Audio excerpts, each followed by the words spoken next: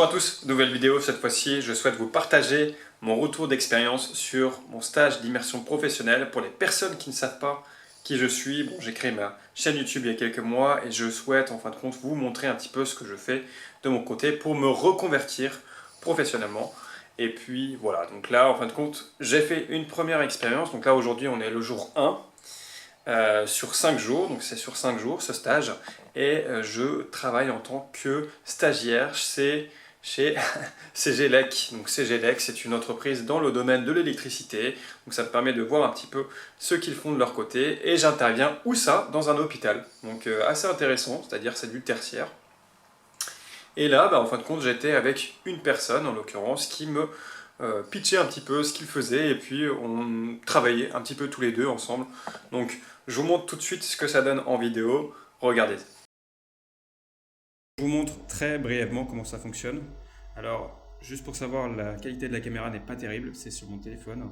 Donc là, vous avez un outil ici qui permet de détecter la bonne correspondance des bornes. Alors, je vais vous montrer ça tout de suite. Là, vous avez ici hop, tout un tableau, il y a plein de trucs ici. Et là, vous avez plusieurs bornes ici. Et en fait, nous, ce qu'on fait, c'est que nous, on va détecter toutes les bornes qui se trouvent là. Et on va vérifier en fin de compte qu'une borne correspond à une autre borne dans le bâtiment. Et en fait, moi, là, je suis ici seul. Mon collègue se trouve dans une autre pièce du bâtiment. Et en fait, lui, il va plugger de son côté. Et moi, je vais vérifier laquelle correspond à sa borne à lui avec ce câble-là. Et dès lors que j'entends par exemple un bip, voilà, eh bien ça veut dire qu'il a plugué sur cette borne-là de son côté. Et on sait automatiquement que c'est la borne par exemple 19 ici. Et on vérifie ensuite avec cet appareil-là. Puis il a un autre appareil, Et normalement ce qu'on fait c'est tester directement. On clique sur test. Hop. On va voir ce que ça donne. Et en fait on va voir s'il y a anomalie ou pas sur cette borne. Voilà, donc là tout est correct, il n'y a pas de problème. Ce que je dois faire, les câbles, il y a des câbles ici qu'il faut dérouler. Et en haut, là je sais pas si vous voyez, il y a un trou ici, il faut les faire passer. Il faut les scotcher ici, là, tu les scotches là. Et puis lui il remonte ici en haut, parce que mon collègue est en haut, il est sur la toiture. Voilà, donc là je vais dérouler celui-là. Voilà, on a réussi à remonter tous les câbles grâce à l'aiguille qui se trouve ici.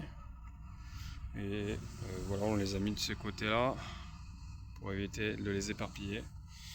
Donc là, on est en extérieur. C'est plutôt cool parce qu'il fait beau. C'est sûr que s'il pleuvait, ça aurait été plus compliqué. Mais voilà. Bon, voilà, ce que je vais faire, c'est que je vais passer le câble à l'intérieur des gaines. Donc voilà. Hop. Moi je peux pas tout filmer évidemment hein, parce que c'est du travail manuel.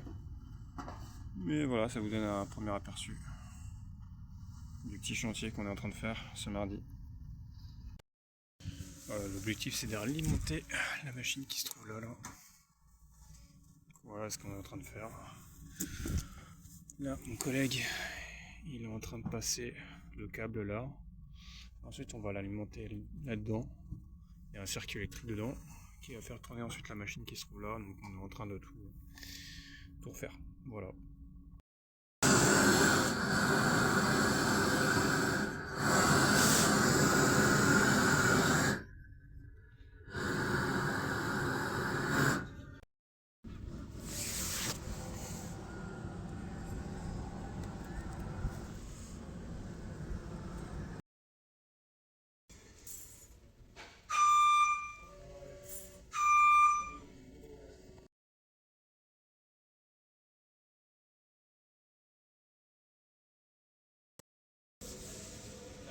Voilà. Petit luminaire à démonter et à remplacer. Voilà, vous avez pu voir déjà les 3 premiers jours de stage, donc vous avez déjà un premier aperçu, certes avec une qualité pas terrible de vidéo, mais au moins vous avez déjà pu voir un petit peu ce que je faisais. Alors j'ai préféré ne pas continuer cette aventure de 5 jours au total. Pourquoi? Pour principalement 2 raisons. La première, c'est que j'étais vraiment un observateur principalement. voilà, je lui passais quelques gaps, je faisais un petit peu de travail, mais en soi, il y avait un petit peu de concret, mais c'était très très léger. Et puis hier surtout, en fait, j'avais quasiment rien fait, j'avais que observé, parce que lui, il était sur une nacelle, et il faut avoir une habilitation pour pouvoir être sur une nacelle. Moi, j'en ai pas. Donc forcément, j'étais là à le regarder, à faire ces petites opérations de maintenance, en fin de compte, de changement de luminaire, etc. C'était intéressant, je veux dire, c'est une expérience très enrichissante. Après, évidemment, moi j'avais peur de me dire que bah, demain je vais encore perdre mon temps à le regarder, quoi, en quelque sorte. Mais déjà, ça m'a promis. Enfin, je pense que 3 jours, c'est minimum, et ça peut être suffisant en fin de compte.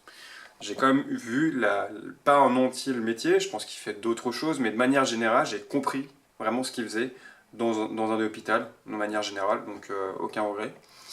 Et puis, deuxièmement, c'est qu'on avait des petites ambiguïtés de langage tous les deux, parce que, enfin, principalement moi en fin de compte, parce que moi, je n'ai pas le langage du chantier de manière générale, lui, il a forcément.